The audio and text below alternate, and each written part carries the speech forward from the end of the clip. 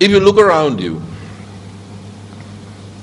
you would see that from Brazil to Britain, from Britain to Barcelona, from Barcelona to Bandung,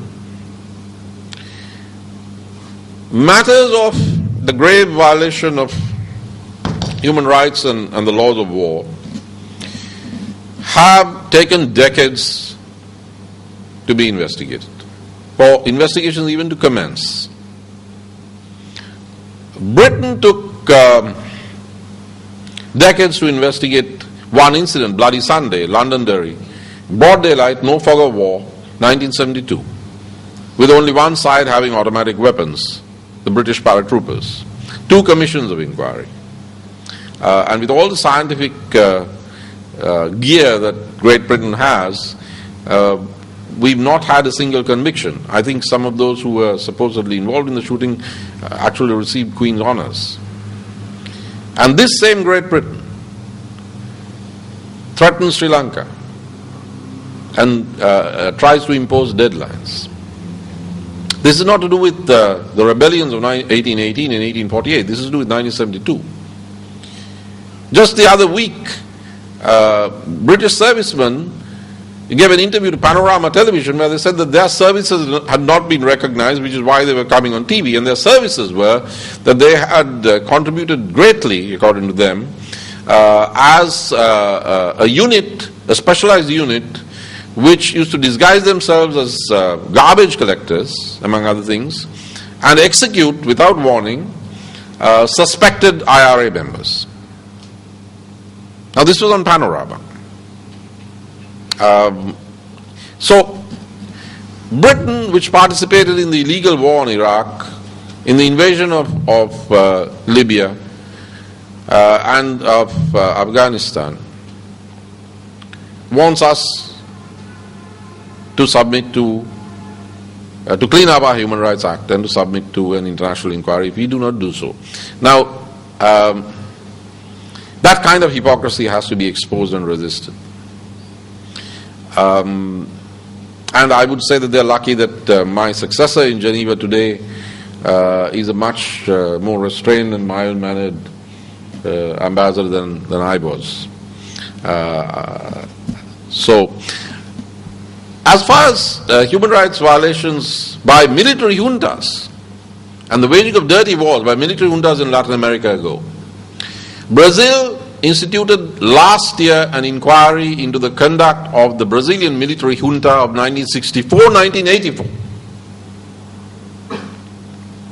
Argentina has just jailed General Videla for crimes committed between 1973 and 1976.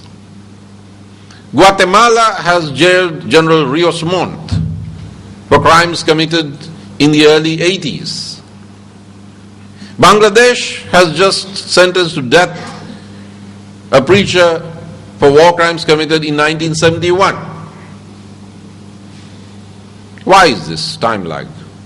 Britain, as I said, has not convicted anybody for Bloody Sunday so far, nor for the shootings on the Rock of Gibraltar of suspected IRA members by an SAS unit, nor many things that happened during the so-called Troubles. Indonesia, 1.5 million suspected communists killed after the military took over in 1965. No trials. The Philippines, after the Marcos years, no trials. Why? Why? There has to be a reason. The reason is that it is vitally necessary to carry the military along with the rest of society. In the first place, it is vitally necessary for society itself to achieve a consensus on this. And that takes time. That sometimes takes a new generation of military commanders. Because what is most precious in these societies is the maintenance of civilian democratic rule. And nothing must be allowed to destabilize or jeopardize that.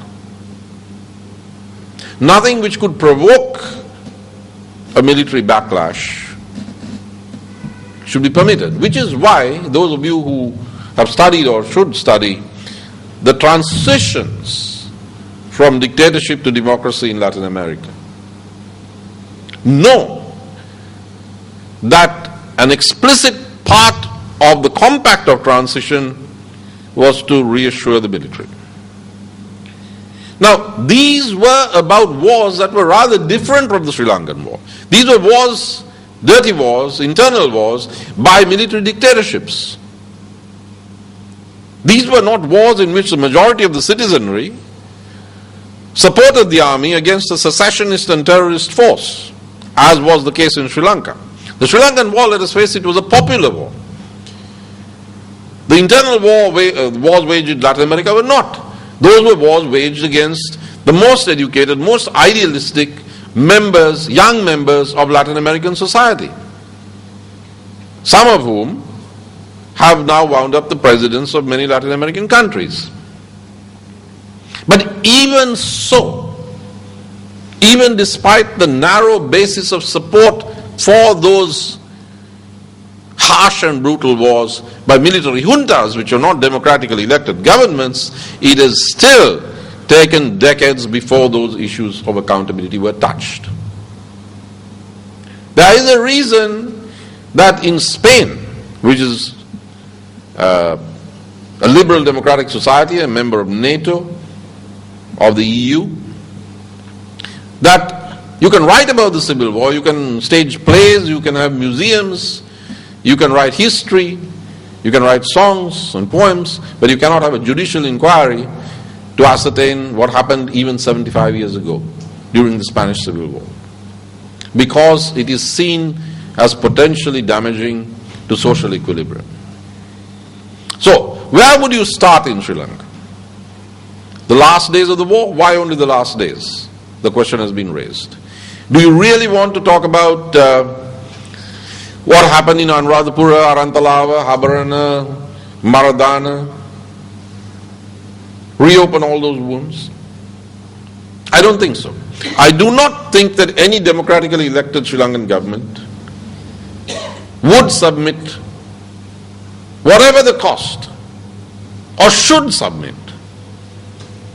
to the kind of international inquiry that is being talked about. Since it has not happened anywhere in the world that an army of a democratically elected government defeated a secessionist and manifestly terrorist force, which was arguably fascist, and then was prosecuted internationally for what it did, I don't see why Sri Lanka should be the first to stand in line. And I don't think that any government that agreed to that would or should survive. And I don't think that any political party of the opposition whose leadership was suspected by the people of being the sort that would comply with that kind of request will stand a chance of being elected unless they change that leadership to a more patriotic personality. But I do think that we can and should and must implement the recommendations of our own LLRC concerning human rights and accountability. I do think that we should appoint, for instance, a powerful ombudsperson with a strong secretariat who can act as an independent human rights watchdog.